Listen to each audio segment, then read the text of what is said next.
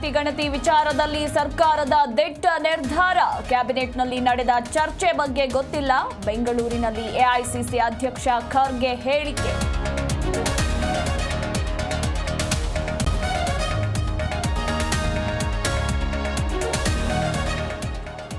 CM ಕುರ್ಚಿ ಉಳಿಸಿಕೊಳ್ಳಲು ಜಾತಿ ಗಣತಿ ವರದಿ ಜಾರಿಗೆ ತಯಾರಿ.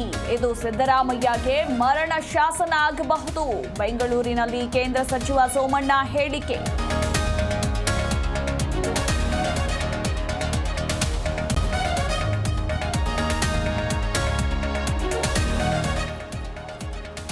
ಜಾತಿ ಗಣತಿ ಬಗ್ಗೆ ಕಾಂಗ್ರೆಸ್ನಲ್ಲೇ ಗೊಂದಲವಿದೆ. ವೋಟ್ ಬ್ಯಾಂಕ್ ಉಳಿಸಿಕೊಳ್ಳಲು ವರದಿ ಬಹಿರಂಗ. ಹುಬ್ಬಳ್ಳಿಯಲ್ಲಿ ಕೇಂದ್ರ ಸಚಿವ ಜೋಶಿ ವಾಗ್ದಾಳಿ.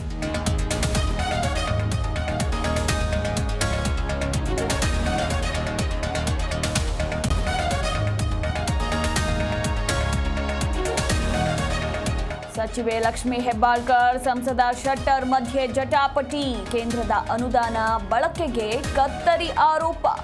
ಲಕ್ಷ್ಮೀ ಹೆಬ್ಬಾಳ್ಕರ್ ವಿರುದ್ಧ ಜಗದೀಶ್ ಶೆಟ್ಟರ್ ದೂರು.